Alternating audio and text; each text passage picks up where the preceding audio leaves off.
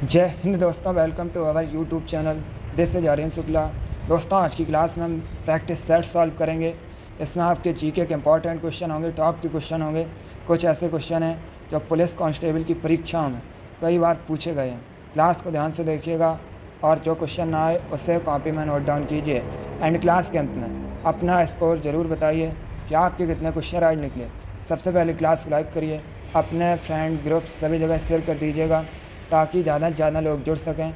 और जो फ्रेंड इस चैनल पर नए हैं वो चैनल को सब्सक्राइब करेंगे, बेल आइकन को प्रेस कीजिए ताकि सभी नोटिफिकेशन आप तक पहुंच सकें।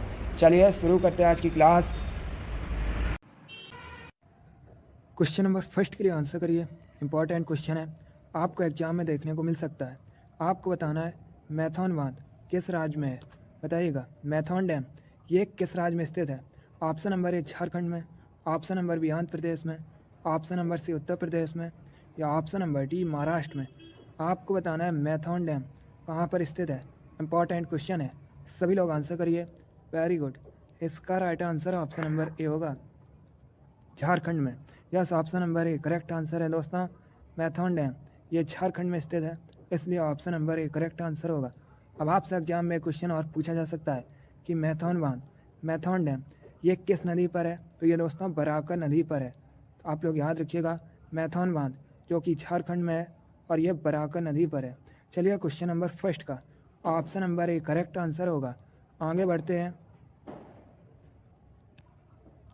क्वेश्चन नंबर 2 है, ये भी इंपॉर्टेंट क्वेश्चन है, आपके एग्जाम में पूछा हुआ क्वेश्चन है। आपको बताना है वर्ल्ड टेलीविज़न डे कब सेलिब्रेट किया जाता है। बताइएगा विश्व टेलीविज़न दिवस कब मनाया जाता है। सभी लोग आंसर करिए, आपके एग्जाम में पूछा हुआ क्वेश्चन है। इसका right answer option number A होगा 21 नवंबर को। Yes, option number A correct answer है। 21 नवंबर को प्रतिवर्ष विश्व टेलीविज़न दिवस सेलिब्रेट किया जाता है, इसलिए option number A correct answer होगा। आगे बढ़ते हैं। अब क्वेश्चन नंबर 3 के लिए आंसर करिए। आपको बताना है राउत नाच ये किस राज्य का फेमस लोक नृत्य है। आपको बताना है राउत नाच कहाँ का लोक नृत्य है। ए झारखंड का, बी असम का, सी पश्चिम बंगाल का, या डी छत्तीसगढ़ का। इसका right answer option number D होगा, छत्तीसगढ़ का। Yes, option number D correct answer है। राउत नाच ये छत्तीसगढ़ का लोक नृत्य है, इसलिए option number D correct answer होगा। क्वेश्चन नंबर 3 का option number D correct answer है। अगला क्वेश्चन देखते हैं। अब देखिए क्वेश्चन नंबर 4 के लिए आंसर करिए। अच्छा क्वेश्चन है, बताइएगा बुल्गारिया की राजधानी क्या है। आपको बताना है बुल्गारिया की कैपिटल का नाम क्या है। सभी लोग आंसर करिए। आपके एग्जाम में जीके के इसी प्रकार के क्वेश्चन पूछे जाते हैं। जो क्वेश्चन का लेवल है वो यही रहता है। आप लोग ध्यान से क्लास को देखिए, डेली आपकी क्लास होगी, डेली क्लास को ज्वाइन कीजिएगा। अभी आंसर करिए क्वेश्चन नंबर 4 के लिए। आपको बताना है बुल्गारिया की राजधानी क्या है। Right answer option number D होगा, Sofia. Yes, option number D correct answer है। सोफिया बुल्गारिया की कैपिटल है, इसलिए option number D correct answer होगा। आगे बढ़ते हैं। अब क्वेश्चन नंबर 5 के लिए आंसर करिए। आपको बताना है रेहंद नदी किस नदी की सहायक नदी है। बताइएगा ये जो दोस्तों रेहंद नदी है ये किसकी सहायक नदी है। ए गंगा की, बी यमुना की, सी सोन की, या डी गोमती की। आपको बताना है रेहंद नदी किसकी सहायक नदी है। बहुत अच्छे, very good. Right answer option number सी होगा, सोन की। यस, ऑप्शन नंबर सी करेक्ट आंसर है। रेहंद नदी सोन नदी की सहायक नदी है, इसलिए ऑप्शन नंबर सी करेक्ट आंसर है। Very good. इसी प्रकार से आप लोग आंसर करिए। क्लास खत्म होने के बाद अपना स्कोर कमेंट बॉक्स में ज़रूर बताइए कि आपके कितने क्वेश्चन राइट निकले। आगे बढ़ते हैं। अब क्वेश्चन नंबर 6 के लिए आंसर करिए। बताइएगा हॉर्नबिल त्यौहार, हॉर्नबिल फेस्टिवल किस राज्य में सेलिब्रेट किया जाता है। आपको बताना है हॉर्नबिल त्यौहार किस राज्य में मनाया जाता है। ए मणिपुर में, बी मेघालय में, सी नागालैंड में, या डी असम में। बहुत अच्छे, गुड। आपको बताना है हॉर्नबिल त्यौहार किस राज्य में मनाया जाता है। राइट आंसर ऑप्शन नंबर सी होगा, नागालैंड में। यस, ऑप्शन नंबर सी करेक्ट आंसर है दोस्तों। हॉर्नबिल त्यौहार नागालैंड में मनाया जाता है, इसलिए ऑप्शन नंबर सी करेक्ट आंसर होगा। आपके एग्जाम में क्वेश्चन पूछा गया था नागालैंड की ऑफिशियल लैंग्वेज क्या है, तो आप लोग याद रखिएगा इंग्लिश दोस्तों नागालैंड की ऑफिशियल लैंग्वेज है। अब आप लोग क्लास खत्म होने के बाद कमेंट बॉक्स में बताइएगा। नागालैंड की कैपिटल का नाम क्या है? नागालैंड की राजधानी क्या है? इसका आंसर आप लोग कमेंट बॉक्स में दीजिएगा। चलिए क्वेश्चन नंबर 6 का ऑप्शन नंबर सी करेक्ट आंसर होगा हॉर्नबिल त्यौहार, हॉर्नबिल फेस्टिवल। ये नागालैंड में मनाया जाता है, सेलिब्रेट किया जाता है। आगे बढ़ते हैं। क्वेश्चन नंबर 7 के लिए आंसर करिए। आपको बताना है स्पेन की मुद्रा क्या है? बताइएगा स्पेन की मुद्रा क्या है? बहुत अच्छे, very good. Right answer option number सी होगा यूरो। यस, ऑप्शन नंबर सी करेक्ट आंसर है दोस्तों। स्पेन की करेंसी यूरो है, इसलिए ऑप्शन नंबर सी करेक्ट आंसर होगा। जिसने भी क्वेश्चन नंबर 7 का ऑप्शन नंबर सी दिया है उनका राइट आंसर है, वेरी गुड। आगे बढ़ते हैं। अब क्वेश्चन नंबर 8 के लिए आंसर करिए। ये भी इंपॉर्टेंट क्वेश्चन है, अच्छा क्वेश्चन है। आपको बताना है उजनी डैम ये किस राज्य में स्थित है? बताइएगा उजनी डैम किस राज्य में स्थित है? इंपॉर्टेंट क्वेश्चन है, पहले ऑप्शन को पढ़िए उसके बाद आंसर करिएगा। इसका right answer option number D होगा, महाराष्ट्र में। Yes, option number D correct answer है दोस्तों। उजनी डैम ये महाराष्ट्र में स्थित है, इसलिए option number D correct answer होगा। अब यहाँ पर आपसे एग्जाम में क्वेश्चन पूछे जा सकते हैं कि उजनी डैम ये किस नदी पर है? तो आप लोग याद रखिएगा दोस्तों, ये भीमा नदी पर है, इसीलिए इस डैम को भीमा डैम के नाम से भी जाना जाता है, भीमा बांध के नाम से भी दोस्तों इसे जाना जाता है, और भीमा सिंचाई परियोजना के नाम से भी इसी को जाना जाता है। तो आप लोग याद रखिएगा उजनी डैम महाराष्ट्र में है। चलिए क्वेश्चन नंबर 8 का option number D correct answer है, ये भीमा नदी पर है। आगे बढ़ते हैं। क्वेश्चन नंबर 9 के लिए आंसर करिए। बताइएगा दुर्गापुर कहाँ पर है? आपको बताना है दुर्गापुर ये किस राज्य में है? ए उड़ीसा में, बी पश्चिम बंगाल में, सी बिहार में, या डी झारखंड में? इसका right answer option number B होगा, वेस्ट बंगाल में। Yes, option number B correct answer है, दुर्गापुर पश्चिम बंगाल में है, इसलिए option number B correct answer होगा। आगे बढ़ते हैं। क्वेश्चन नंबर 10 के लिए आंसर करिए। यह भी अच्छा क्वेश्चन है। बताइएगा किस शहर को विश्व में चमड़े के शहर के रूप में भी जाना जाता है? आपको बताना है किसे चमड़े के शहर के रूप में भी जाना जाता है। इनमें से ए कानपुर को, बी कोलकाता को, सी लखनऊ को, या डी लुधियाना को? आंसर करिएगा। इसका right answer option number A होगा, Kanpur. Yes, option number A correct answer है दोस्तों। कानपुर को चमड़े के शहर के रूप में भी जाना जाता है, इसलिए option number A correct answer है। कानपुर के साथ ही दोस्तों आगरा और चेन्नई ये भी चमड़े के उद्योग के लिए प्रसिद्ध हैं। चलिए क्वेश्चन नंबर 10 का option number A correct answer होगा। बहुत अच्छे दोस्तों, वेरी गुड। अब आंसर करिए क्वेश्चन नंबर 11 के लिए। अच्छा क्वेश्चन है। आपको बताना है फ्रांस का राष्ट्रीय खेल क्या है? ऑप्शन दिए गए हैं। Option number a cricket, option number b table tennis, option number c football, या ऑप्शन नंबर डी बैडमिंटन? आपको बताना है फ्रांस का नेशनल स्पोर्ट क्या है? फ्रांस दोस्तों यूरोप महाद्वीप के अंतर्गत आता है।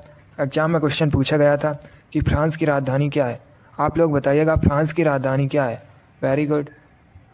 यस, फ्रांस की राजधानी दोस्तों पेरिस है। अब आंसर करिए क्वेश्चन नंबर 11 के लिए। आपको बताना है फ्रांस का राष्ट्रीय खेल क्या है? राइट आंसर ऑप्शन नंबर सी होगा, फुटबॉल। यस, ऑप्शन नंबर सी करेक्ट आंसर है, फुटबॉल फ्रांस का राष्ट्रीय खेल है। एग्जाम में क्वेश्चन पूछा गया था कि इंग्लैंड का राष्ट्रीय खेल क्या है? तो आप लोग याद रखिएगा क्रिकेट दोस्तों इंग्लैंड का राष्ट्रीय खेल है। साथ में दोस्तों ऑस्ट्रेलिया का भी राष्ट्रीय खेल क्रिकेट ही है। चलिए क्वेश्चन नंबर 11 का ऑप्शन नंबर सी करेक्ट आंसर है, फुटबॉल फ्रांस का नेशनल स्पोर्ट है। आगे बढ़ते हैं। अब क्वेश्चन नंबर 12 के लिए आंसर करिए। दिवस से संबंधित क्वेश्चन है, कन्फर्म है आपके एग्जाम में 1 से 2 क्वेश्चन दिवस से संबंधित पूछे जाएंगे। इसी प्रकार के क्वेश्चन होंगे दोस्तों। बताइएगा विश्व वन्य जीव दिवस कब मनाया जाता है? आपको बताना है विश्व वन्य जीव दिवस कब सेलिब्रेट किया जाता है? सभी लोग आंसर करिएगा। Good. Right answer option number A होगा, 3 मार्च को। Yes, option number A correct answer है। प्रत्येक वर्ष 3 मार्च को विश्व वन्य जीव दिवस सेलिब्रेट किया जाता है, इसलिए option number A correct answer है। अगला क्वेश्चन देखते हैं। अब आंसर करिए क्वेश्चन नंबर 13 के लिए। आपको बताना है उत्तर प्रदेश में चौधरी चरण सिंह स्टेडियम कहाँ स्थित है? सभी लोग बताइएगा उत्तर प्रदेश में दोस्तों चौधरी चरण सिंह स्टेडियम कहाँ पर है? गुड। ऑप्शन नंबर ए प्रयागराज में, ऑप्शन नंबर बी आगरा में, ऑप्शन नंबर सी मुजफ्फरनगर में, या ऑप्शन नंबर डी गोरखपुर में? गुड। आपको बताना है चौधरी चरण सिंह स्टेडियम ये कहाँ पर है। इसका राइट आंसर ऑप्शन नंबर सी होगा मुजफ्फरनगर में। यस, ऑप्शन नंबर सी करेक्ट आंसर है। चौधरी चरण सिंह स्टेडियम मुजफ्फरनगर में स्थित है, इसलिए ऑप्शन नंबर सी करेक्ट आंसर है। एग्जाम में क्वेश्चन पूछा गया था कि चौधरी चरण सिंह अंतर्राष्ट्रीय हवाई अड्डा, इसे दोस्तों अमौसी हवाई अड्डा भी कहा जाता है, ये कहाँ पर है, तो ये लखनऊ में है। इसे भी आप लोग याद रखिएगा, ये क्वेश्चन आपके एग्जाम में पूछा हुआ क्वेश्चन है। क्वेश्चन नंबर 13 का ऑप्शन नंबर सी करेक्ट आंसर है। चौधरी चरण सिंह स्टेडियम मुजफ्फरनगर में स्थित है। आगे बढ़ते हैं।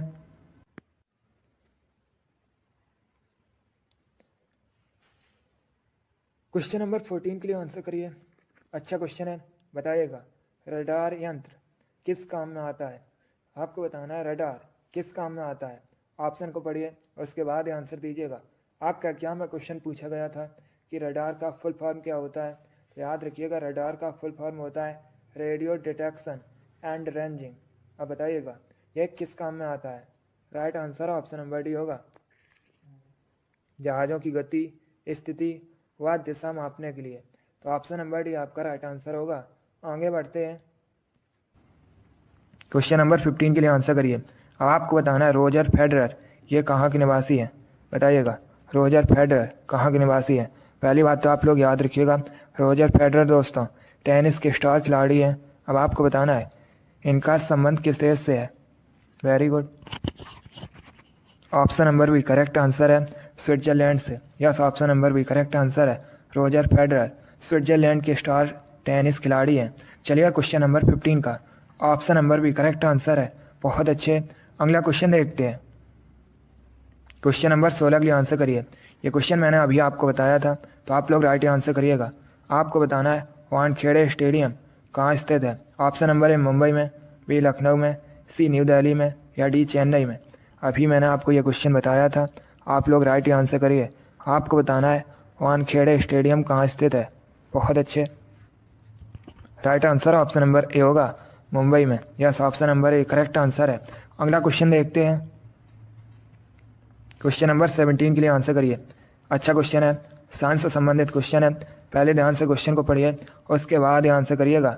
गुड, आपको बताना है चांदी का, सिल्वर का लैटिन नाम क्या है। बताइएगा चांदी का लैटिन नाम क्या है। Option number A argentum, option number B aurum, option number C stannum, या option number D none of these. आपको बताना है चांदी का लैटिन नाम क्या है। सभी लोग क्वेश्चन नंबर 17 के लिए आंसर करिएगा। Very good, right answer option number A होगा, argentum. Yes, option number A correct answer है दोस्तों। चांदी का लैटिन नाम अर्जेंटम है, इसलिए option number A correct answer है। इसीलिए दोस्तों चांदी को एजी से रिप्रेजेंट किया जाता है। और सोने का लैटिन नाम है स्टेनम दोस्तों, टिन का लैटिन नाम है। तो आप लोग इनके बारे में याद रखिएगा। इन तीनों ऑप्शन से आपके एग्जाम में क्वेश्चन पूछे जा सकते हैं। क्वेश्चन नंबर 17 का option number A correct answer है, चांदी का सिल्वर का लैटिन नाम अर्जेंटम है। आगे बढ़ते हैं। अब आंसर करिए क्वेश्चन नंबर 18 के लिए। आपको बताना है मोमबत्ती रासायनिक ऊर्जा को किस में रूपांतरित करती है। बताइएगा मोमबत्ती केमिकल एनर्जी को किस में रूपांतरित करती है। ए विद्युत ऊर्जा में, बी यांत्रिक ऊर्जा में, सी ऊष्मा और प्रकाश ऊर्जा में, या डी नन ऑफ दीज इनमें से कोई नहीं। बहुत अच्छे, इसका राइट आंसर ऑप्शन नंबर सी होगा, ऊष्मा और प्रकाश ऊर्जा में। यस, ऑप्शन नंबर सी करेक्ट आंसर है। मोमबत्ती रासायनिक ऊर्जा को ऊष्मा और प्रकाश ऊर्जा में रूपांतरित करती है, इसलिए ऑप्शन नंबर सी करेक्ट आंसर है। वेरी गुड, आगे बढ़ते हैं। अब क्वेश्चन नंबर 19 के लिए आंसर करिए। आपको बताना है मध्य प्रदेश का राजकीय फल क्या है। बताइएगा मध्य प्रदेश का राजकीय फल क्या है। बहुत अच्छे, इसका right answer option number A होगा, आम। Yes, option number A correct answer है दोस्तों, आम मध्य प्रदेश का राजकीय फल है। आगे बढ़ते हैं। क्वेश्चन नंबर 20 के लिए आंसर करिए। इंपॉर्टेंट क्वेश्चन है, आपके एग्जाम में पूछा हुआ क्वेश्चन है। आपको बताना है साइप्रस द्वीप कहाँ स्थित है। बताइएगा साइप्रस द्वीप कहाँ स्थित है। बहुत अच्छे, इसका right answer option number A होगा, भूमध्य सागर में। Yes, option number A correct answer है दोस्तों, साइप्रस द्वीप ये भूमध्य सागर में स्थित है। आगे बढ़ते हैं। क्वेश्चन नंबर 21 के लिए आंसर करिए। आपको बताना है कोटा किस नदी किनारे स्थित है। बताइएगा कोटा किस नदी के किनारे स्थित है। पहले आप लोग बताइएगा कोटा ये किस राज्य में है। सभी लोग जल्दी से आंसर करिए। आपको बताना है कोटा किस राज्य में है। उसके बाद बताइएगा कोटा किस नदी के किनारे बसा है। गुड, यस दोस्तों, कोटा राजस्थान का शहर है। अब बताइएगा यह किस नदी के किनारे बसा है। बहुत अच्छे, करेक्ट आंसर है ऑप्शन नंबर डी होगा, Chambal. Yes, option number D correct answer है, कोटा चंबल नदी के किनारे स्थित है। अगला क्वेश्चन देखते हैं। क्वेश्चन नंबर 22 के लिए आंसर करिए। आपको बताना है माई कंट्री माई लाइफ पुस्तक किसके द्वारा लिखी गई है। बताइएगा माई कंट्री माई लाइफ पुस्तक के लेखक कौन है। बहुत अच्छे, इसका right answer option number D होगा, Lal Krishna Advani. Yes, option number D correct answer है दोस्तों। माई कंट्री माई लाइफ पुस्तक के लेखक लाल कृष्ण आडवाणी है, इसलिए option number D correct answer होगा। अगला क्वेश्चन देखते हैं। क्वेश्चन नंबर 23 आपके सामने है, इंपॉर्टेंट क्वेश्चन है। आपको बताना है भारत के किस राज्य को मसालों का बगीचा कहते हैं। आपको बताना है भारत में किस राज्य को मसालों का बगीचा कहा जाता है। ए आंध्र प्रदेश को, बी केरल को, सी तमिलनाडु को या डी उत्तराखंड को।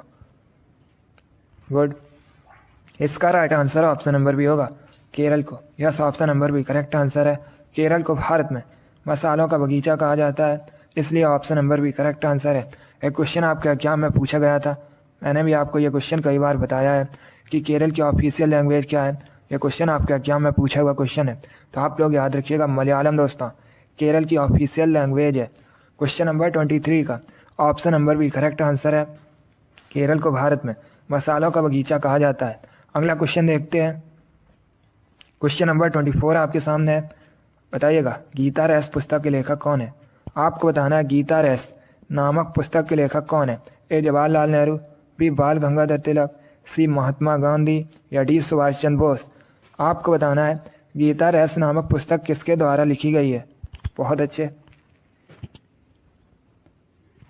इसका right answer option number B होगा, Bal Gangadhar Tilak. Yes, option number B correct answer है दोस्तों, गीता रेस पुस्तक के लेखक बाल गंगाधर तिलक है। अगला क्वेश्चन देखते हैं। क्वेश्चन नंबर 25 आपके सामने है। अब आपको बताना है धनराज पिल्ले किस खेल से संबंधित हैं। बताइएगा धनराज पिल्ले किस खेल से संबंधित है। गुड, बहुत अच्छे, आपको बताना है धनराज पिल्ले किस खेल से संबंधित हैं। राइट आंसर ऑप्शन नंबर सी होगा, हॉकी से। यस, ऑप्शन नंबर सी करेक्ट आंसर है दोस्तों, धनराज पिल्ले एक भारतीय हॉकी के खिलाड़ी हैं, इसलिए ऑप्शन नंबर सी करेक्ट आंसर होगा। अगला क्वेश्चन देखते हैं। क्वेश्चन नंबर 26 के लिए आंसर करिए, इंपॉर्टेंट क्वेश्चन है। बताइएगा सलाल परियोजना किस नदी पर है।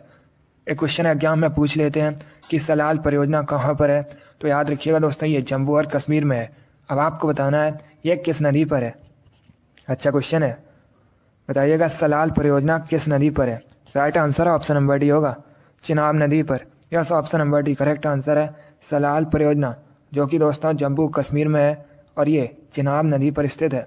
अगला क्वेश्चन देखते हैं। क्वेश्चन नंबर 27 के लिए आंसर करिए।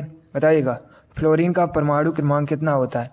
आपको बताना है फ्लोरीन की परमाणु संख्या कितनी होती है। पहली बात तो आप लोग याद रखिएगा फ्लोरीन को दोस्तों एफ से रिप्रेजेंट किया जाता है। अब आपको बताना है फ्लोरीन की परमाणु संख्या कितनी होती है। वेरी गुड, बहुत अच्छे, इसका राइट आंसर ऑप्शन नंबर सी होगा 9। यस, ऑप्शन नंबर सी करेक्ट आंसर है, फ्लोरीन की परमाणु संख्या 9 होती है। क्वेश्चन नंबर 27 का ऑप्शन नंबर सी करेक्ट आंसर है। आगे बढ़ते हैं। अब क्वेश्चन नंबर 28 के लिए आंसर करिए। आपको बताना है विश्व पर्यटन दिवस कब मनाया जाता है। बताइएगा विश्व पर्यटन दिवस कब मनाया जाता है। बहुत अच्छे,